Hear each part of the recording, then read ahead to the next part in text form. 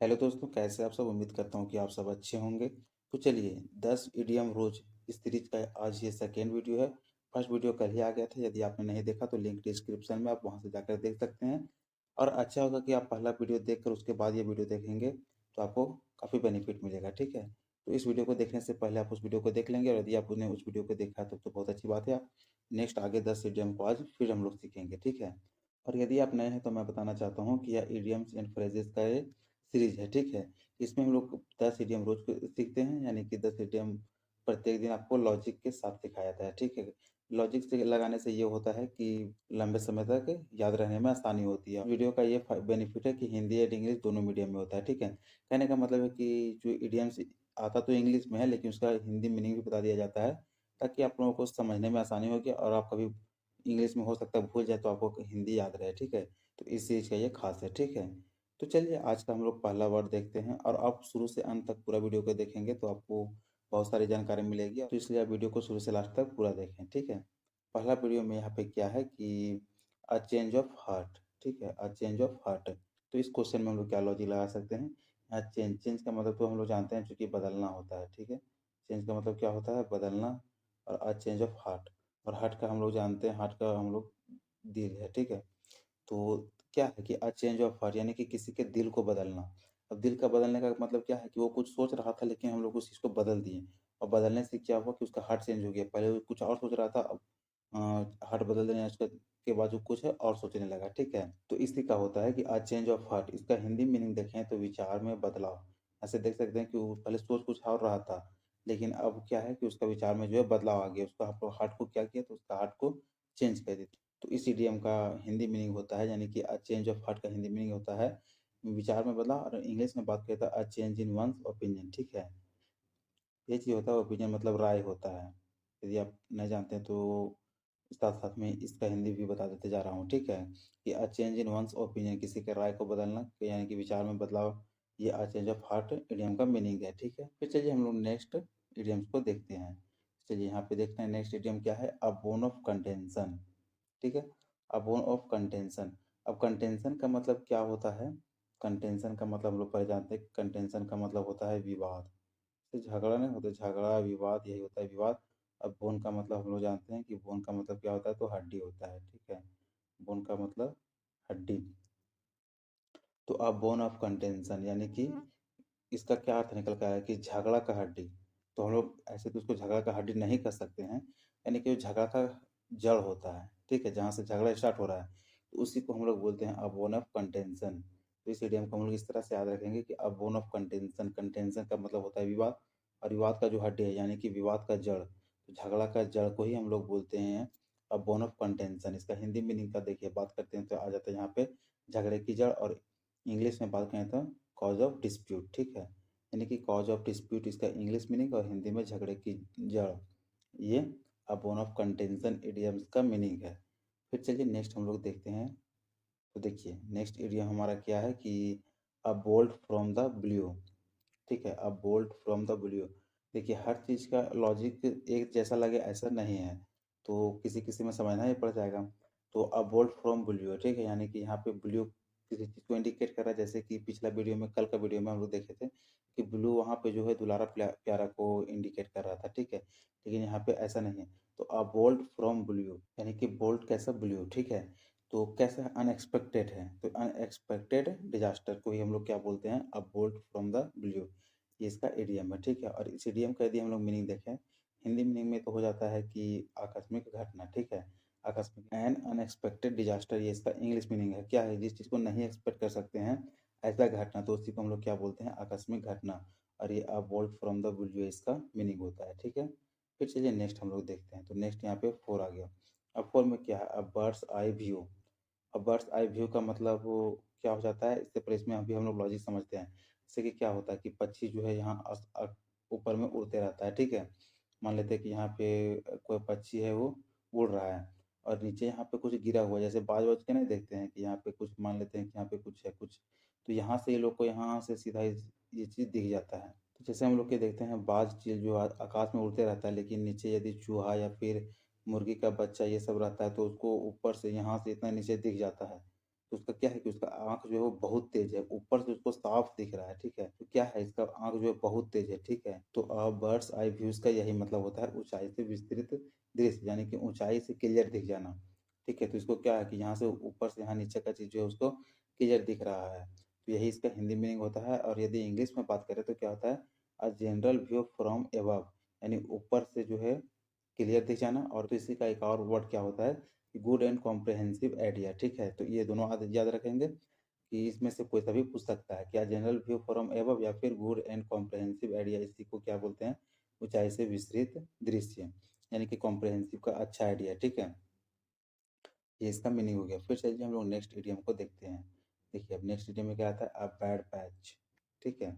Bad का मतलब हम लोग जानते हैं कि खराब होता है, बैड का मतलब खराब होता है। और पैच, पैच का मतलब क्या होता है, तो धब्बा दाग यही सब होता है, ठीक है? तो खराब धागा दाग, अब खराब धागा दाग है इसका मतलब क्या है, कोई इंसान है कहीं जा रहा है और उसके में खराब दाग है उसके कपड़े में, तो क्या है कि वो बहुत ही कठिनाई से निकलेगा, उसे अपने आप में खराब लगेगा, क्यों ऐसा कपड़ा पहने हम, मतलब क्यों ऐसा दाग मेरे कपड़ा में है, जिससे उसको क्या है कि कठिनाई होगी, परेशानी में वो चाहेगा कि हम कब यहाँ से जल्दी चले जाएं, ठीक है? तो इसी को हम लोग बोलते हैं अ बैड पैच, यानी इंग्लिश में बात करें तो अ पीरियड ऑफ डिफिकल्टी। अब जब किसी साफ सुथरा कपड़ा में यदि दाग धब्बा लग जाता है, कोई इंसान चलते रहता है रोड में, तो उसको अपने आप में जो डिफ़िकल्टी फ़ील करना पड़ता है, ठीक है? तो इसी का इडियम जो है वो अ बैड पैच है, ठीक है? हिंदी में बात करें तो क्या है, कठिनाइयों का दौर।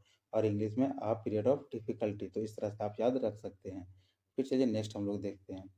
तो नेक्स्ट में क्या है कि अ बर्निंग क्वेश्चन, अ बर्निंग क्वेश्चन, ठीक है? तो बर्निंग का बर्न है, बर्न मतलब क्या होता है, एकदम जलना, ठीक है? बर्न का मतलब जलना होता है, क्वेश्चन का मतलब प्रश्न, ये तो पता है, ठीक है? कहने का मतलब कि जब नॉर्मल रहता तो क्वेश्चन बनता ही नहीं, ठीक है? तो अब बर्निंग क्वेश्चन यानी कि जलना, एकदम जलता हुआ प्रश्न है, तो कैसा है, जो चीज़ बहुत ज़्यादा जल रहा है क्वेश्चन, उसका मतलब क्या है कि उस क्वेश्चन वह जो है वो इम्पोर्टेंट है। जलना का सेंस यहाँ जलना नहीं है, बहुत तेज़ी से है, ठीक है? तो क्या है, अब बर्निंग क्वेश्चन का मतलब हो जाता है एन इम्पोर्टेंट क्वेश्चन, ये इसका इंग्लिश मीनिंग है। और हिंदी में बात करें तो महत्वपूर्ण प्रश्न, ठीक है? ये इसका मतलब हो जाता है। फिर चलिए नेक्स्ट हम लोग देखते हैं अगला इडियम। तो अगला इडियम क्या है कि अ कैरेट एंड स्टिक अप्रोच। तो देखिए, कैरट का मतलब हम लोग जानते हैं कि कैरट का मतलब यहाँ से क्या हो जाता है, गाजर। और स्टिक का मतलब क्या होता है, छड़ी। अब क्या बोल रहा है, अ कैरट एंड स्टिक अप्रोच, तो अप्रोच किससे है, यहाँ गाजर भी है छड़ी भी है। ये कहने का मतलब कि ये गाजर जो है वो पॉजिटिव में है और छड़ी क्या है, नेगेटिव में। कोई गलत करता है उसी को तो छड़ी से मार होता है। अब बाकी जो अच्छा किया उसको तो खाने के लिए मिलेगा, तो गाजर यहाँ पे उसको खाने के लिए मिल जाएगा, ठीक है?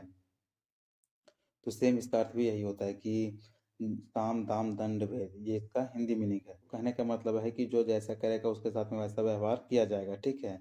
यानी कि इंग्लिश में बात करते हैं तो rewards and punishments that influence someone's behaviour, यानी उसके बिहेवियर के अनुसार उसको उसके साथ बिहेव किया जाएगा, या तो उसे रिवार्डेड किया जाएगा, उसको अब कहने का मतलब उसका सम्मान किया जाएगा, या फिर पनिशमेंट उसको दंडित किया जाएगा। तो इसका ये अर्थ होता है, ठीक है? यहाँ से देख सकते हैं कि गाजर पॉजिटिव में ले रहे हैं, जैसे कि वो खाने वाला चीज़ है, तो कोई अच्छा काम करेगा उसको रिवार्ड दिया जाएगा, यानी कि इसको गाजर के सेंस मिलेंगे। और पनिशमेंट क्या है, छड़ी है, कोई गलती करता है उसको छड़ी से ही तो मार होता है, तो छड़ी को हम लोग ले लेंगे यहाँ पे नेगेटिव सेंस में, ठीक है? और साम दाम दंड भेद यही होता है कि जो जैसा करेगा उसके साथ में वैसा ही व्यवहार किया जाएगा, ठीक है? फिर चलिए नेक्स्ट हम लोग देखते हैं यहाँ पे 8वां नंबर में क्या है, chief of the old block, chief of the old block, ठीक है? अब यहाँ पे सबका अर्थ समझ तो नहीं पाएंगे, लेकिन यहाँ पे देखिए चीफ का मतलब क्या होता है, टुकड़ा, ठीक है? चीफ का मतलब टुकड़ा होता है। अब देखिए एक एक का अर्थ निकालते रहेंगे तो ऐसा नहीं होगा, अब समझना भी पड़ेगा, क्योंकि ये कंपटीशन का है, कोई स्कूल का ये छोटे क्लास का नहीं है कि आपको एक एक मीनिंग बताया जाएगा, ठीक है? तो कुछ कुछ चीज़ें ऐसे भी होंगी जो आपको खुद से समझना पड़ेगा। तो जैसे कि chief of the old block, ये पुराना चीज़ है, ठीक है? तो पुरानी चीज़ों का जो टुकड़ा है, इसमें सेंस ये है कि जो पुराना है उसका टुकड़ा, तो कहने का मतलब बाप पुराना और बेटा टुकड़ा में, ठीक है? तो इसका यही होता है कि ये जो चीफ है उसको हम लोग बेटा मानेंगे। और यहाँ ओल्ड ब्लॉक क्या है, तो बाप है, ठीक है? तो बाप का बेटा, यानी जैसा बाप वैसा बेटा, सेम इसी के जैसा इसका चीफ भी है, ठीक है?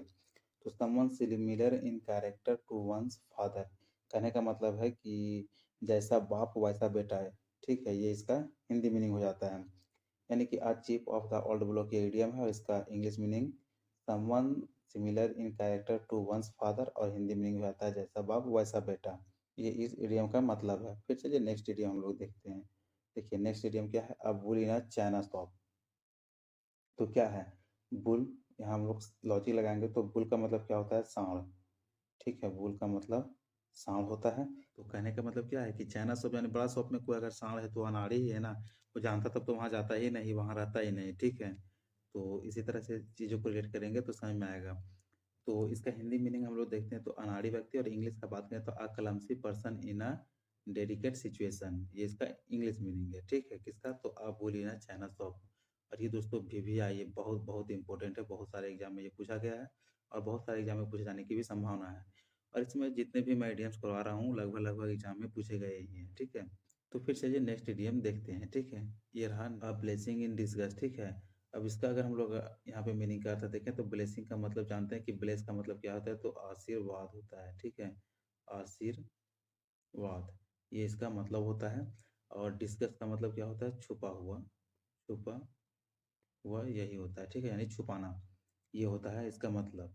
भेष बदलना, छुपाना, यही चीज़ होता है डिस्कस का। तो यहाँ पे हम लोग देख लिए हैं कि ब्लेसिंग का मतलब आशीर्वाद और डिस्कस का मतलब छुपा, यानी किसी के पास में आशीर्वाद है। आशीर्वाद कहने का मतलब अच्छा चीज़ है, ऐसा तो नहीं कि श्राप है। हम लोग बोल रहे हैं क्या, आशीर्वाद है, अच्छा चीज़ है। और कोई आशीर्वाद को छिपा रहा है तो छिपा रहा है क्या, बोल रहा है कि मेरे पास कुछ नहीं है। अब किसी के पास अच्छा चीज़ है और उस अच्छाई को छिपा रहा है, मतलब क्या है कि वो अच्छाई को नहीं बल्कि वहाँ पे वो जो है वो बुराई को दिखाना चाहता है। ठीक है, तो यही होता है कि अ हिडन फेवर, यानी इसका मतलब बोले तो दुःख के भेष में सुख। उसके पास सुख तो है, उसके पास देख रहे हैं यहाँ पे कि आशीर्वाद तो है, लेकिन वह क्या है कि उस चीज़ को छिपा रहा है, वो आशीर्वाद को बता नहीं रहा है। यानी कि वो शो किस चीज़ का कर रहा है, तो यहाँ पे दुःख का शो कर रहा है, यानी कि वो दुःख दिखा रहा है लेकिन ओरिजिनल में उसके पास क्या है, सुख है। ठीक है, तो इसी को बोलते हैं अ ब्लेसिंग इन डिसगस्ट। ठीक है, यानी छुपा हुआ सुख इसे हम लोग बोल सकते हैं। और इसी का इंग्लिश में बात करें तो अ हिडन फेवर होता है। ठीक है, ये इसका मतलब होता है। तो चलिए आज के इस वीडियो में हम लोग यहाँ तक 10 इडियम्स को देख लिए। तो आज का वीडियो कैसा लगा आप कमेंट में ज़रूर बताएं, और वीडियो पसंद आए तो अपने दोस्तों में शेयर करें। और यदि आपने कल का वीडियो देखा है तो आप लोगों के लिए एक क्वेश्चन है, तो चलिए इस क्वेश्चन का आप लोग आंसर देंगे। तो चलिए नेक्स्ट इडियम आ जाता है अ चाइल्ड्स प्ले। यदि आप कल का वीडियो देखे होंगे तो आप इसका आंसर जो आसानी से कर पाएंगे। ठीक है, तो इसका आंसर जो है वो आपको कमेंट में देना है। कमेंट में इसका आंसर देना है कि इसका मतलब क्या होता है। और यदि आपने नहीं देखा तो लिंक डिस्क्रिप्शन में आप जाकर उस वीडियो को पूरा देख लें और उसके बाद इस वीडियो को देखें।